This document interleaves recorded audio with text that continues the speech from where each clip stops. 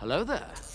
This is where the fun begins. What's going on, guys? Unofficial Star Wars here. Hope you're all doing well. And in today's video, we have an interesting article that we're going to be reading here from today. As always, it's going to be coming from the Direct, and I'm going to have that full article linked down in the description down below. The headline of it reads, Obi Wan Kenobi gets review bombed on Rotten Tomatoes. Spoiler alert, first things first, of course. I think that should go without saying, of course. Now, if you don't know what Rotten Tomatoes is one of the highest movie critic, show critic type of websites out there. You have professional critics, and there's also an audience score as well, so you can kind of write in your own type of reviews of what you're thinking of, and it kind of collects an average of this type of stuff. And I should also mention that I have plenty of my own thoughts and opinions on this. I'm going to hold those till the end of the video. Let's go ahead and read from the Direct's article. Lucasfilm is now halfway through its first and possibly only season of Obi Wan Kenobi on Disney+, bringing a thrilling story that fills in the gaps between the original trilogy and the prequels in the Skywalker saga. However, that run on Disney+ has come with more than just solid reviews, as the franchise once again has to deal with the fans voicing some not so flattering opinions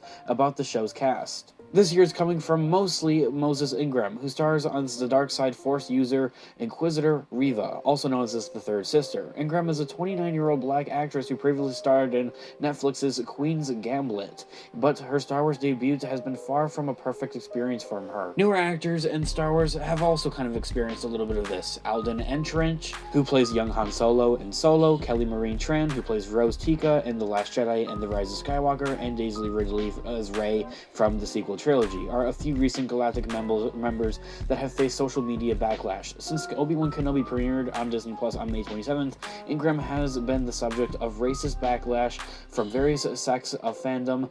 Ingram, leading man Ian McGregor, and the official Star Wars social media accounts have all reacted to the hateful outpouring from these so-called fans. Despite the effort to resist, fans are letting their thoughts be heard through critically low reviews of the show. Last week, Obi Wan Kenobi opened at a 71% audience score on Rotten Tomatoes. Those numbers have swiftly sank over the past week to a 57% following racism-centered controversy over Star Wars' official response to social media sent towards Moses Ingram. Meanwhile, the critic score for the series has maintained a fresh rating with a little fluctuation, currently still sitting at an 87 approval rating. The article goes on to say this is not the first time a Disney Plus project has been subject to a review bombing. Moon Knight was met with negative one-star reviews on IBD due to Premiere's acknowledgement of American genocide. Eternals was hit by a review bomb due to its inclusion of a gay kiss and LGBTQ plus representation in the film. The following are 6 examples of 0.5 and 1-star audience reviews of Obi-Wan Kenobi, as the article states. User Josh L. compared the show to the Skywalker saga's prequel trilogy, saying that it was just as bad as those legacy films. Josh L. states, "Don't worry, it stands up for the prequels, absolutely dumpster fire," he says. Taji called the show fan fiction while describing it as a poorly written and directed. Another one of those users, by SS, harshly noted that this Disney Plus series is ruining one of Star Wars' biggest characters. As they say, garbage, way to ruin a legacy character, ending quote there. Bob B listed off various reasons for not liking the show, noting that the only good thing about its 6-episode length. Bob B says and states Disney recipe for success. 1. Centered around child actors. 2. Unlikable cast that can't act. 3. Lazy writing and bad action scenes. 4. Childish dialogues. 5. Quote, fan service. And the only good thing about this series is that it's so short. Thank God, he says. Let's get through this and forget it like the rest of Disney's Star Wars productions. That one's rough, I gotta be honest with you. Back to it with the article here. Vulgaris M. Shine, I think I pronounced that wrong. Probably, my bad if I did. The show is making Obi-Wan look afraid the entire time while calling Moses Ingram's Reva, quote, the most pointless villain in all of Star Wars' universe, ending quote there. This user also feels that Disney is subliminally pushing their own agenda with the story coming through in Obi-Wan Kenobi. Full quote coming from Vulgaris M is, so far, I saw 3 episodes out of 6. In the first, Obi-Wan does nothing at all while looking frightened. In the second, Obi-Wan meets a tiny Leia while looking frightened. On the third, he flees from Vader while looking frightened. That's it. Then there is the Third Sister, the most pointless villain in all of the Star Wars universe. Even worse than Snoke. She acts like a child, has no background to talk about, no purpose, is badly written, badly acted. Of course, everyone knows Disney is pushing the, quote, message, end quote there, with this one, and no one dares to talk about it. I hope it becomes at least digestible with episode 4. Let's see, they say. Ending quote there.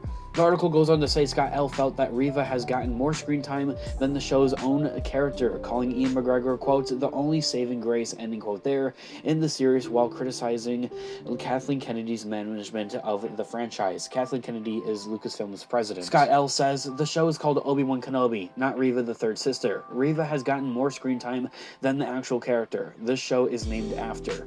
Plus, the amount of, quote, until a woman is in charge or does it the right way, ending quote there, is getting very stale for this poorly acted out Disney trash. Ian is the only saving grace in this, and it's utter garbage. Episode 3, Darth is alright, but Reva trying to take over is utter bull and needs like in food. 86 is rubbish. Side note, I have no idea what that's supposed to mean. He goes on to say, plus, what is Kathleen still doing in charge of bloody Disney Star Wars after this flops? And her attitude, why, they say. Ending that quote right there. Okay, hold on, let's just take a minute. Yes, I gotta be honest with you guys, I did not realize, I guess, what I was getting into before reading this article here. When I record these videos, I read these articles with you guys, and I like to get, like, my kind of full-on reaction from these. This is a different part of Star Wars and Disney that I've never really touched, with, you know, controversy and that type of stuff. Something I've never really talked about all that much here on the channel all that much, so this is very interesting. I need to tell you guys, quite personally, I'm gonna go ahead and give you guys my thoughts and opinions right here. I think we've read enough. These critics have absolutely no chill, no life, and clearly just aren't real Star Wars fans. I don't really need to critique or anything, or hate or anything like that, but Scott, or whatever his name is, said Darth, not Darth Vader. It's Vader, it's not Darth, okay? Alright? That, for one thing, is one of those things that kind of piss me off, because there's other Darths within the Star Wars universe. Come on, get your stuff right. Something that all these different reviews and critics all mention is this quote-unquote message or agenda that Disney is trying to push, and I completely disagree with this. I don't really believe that they are trying to push any type of agenda with these characters or anything. It's just simple storytelling. That's all it is, guys. It's not that deep. Of course, there's going to be different characters with, I guess, different colors of skin or different genders. That's just how it is. It's just a coincidental type of thing. So no, while I do, of course, believe that Disney, it's great to have different diversity within these different projects. That's great. I don't think they do this stuff really on purpose. I don't think that they're trying to push anything on you. For another thing, kind of criticizing, like, the plot of these overall show here overall, we're only halfway through, okay? I would honestly hold off until the overall show, until it's at its end there. This way you can, of course, get your full, I guess, understanding of it and your full, I guess, thoughts and opinions all together. If you want to call these first couple of episodes slow, I guess go ahead, but I totally disagree with that, because they haven't been anything but slow. They've been amazing, jam-packed with action, so much going on, so much different storytelling going on that I'm absolutely in love with. And something else I should also mention is, yes, we're all going to have our different perspectives and opinions. The main point of this overall video is, yes, please state your opinions. It doesn't need to agree with my opinion or anything like that. The point of this video is the fact that these quote-unquote critics or quote-unquote fans of Star Wars are just downright bashing on the overall franchise, and if for anything, downing our chances of ever getting any type of content similar or something like this, whether it's a season 2 of Obi Wan Kenobi or a potential, I guess, continuation of Vader's story in this time period. It's definitely not helping, and that's the part that really upsets me. It's not even really the part of where they sharing all these different thoughts and opinions. Sure, whatever type of thing, go ahead, please share your thoughts and opinions, even if it may be hateful seeming or anything like that. But I think this is the fact that they're downing our chances of ever getting something like I guess a second season or something like that for the show, or a Vader spinoff or something like that. One other thing I would like to mention about all of these different critic reviews is that I guess they point out, like, everything bad about the show. They highlight all of the poor and bad things about the show, which isn't even really that much. And the other point that I'm trying to make with this video is that there's a huge difference between hate and hatred, and I guess that, you know, that type of stuff, and disliking something. I will also mention, by the time of recording and releasing this video, this whole, I guess wave of this whole thing is kind of over by now. It's cleared up. The Star Wars fandom once again have kind of come together once again in all agreement and in defense of Moses Ingram, which I absolutely love to see. We're all praising her, of course, and for her performance and defending her and that type of stuff. It's such a wholesome thing, of course, to see. So this video seems a little bit late on this whole subject. Well, that's kind of why. Hopefully this is something that won't happen, I guess, really ever again, although that's kind of hard to say, because yes, it's gonna happen again, and us Star Wars Wars fans, true fans, the ones that have dedicated meme pages or YouTube channels, that type of stuff. People that religiously watch Star Wars and talk about Star Wars. You say the quotes every day type of thing. We need to stick together. We need to defend Star Wars.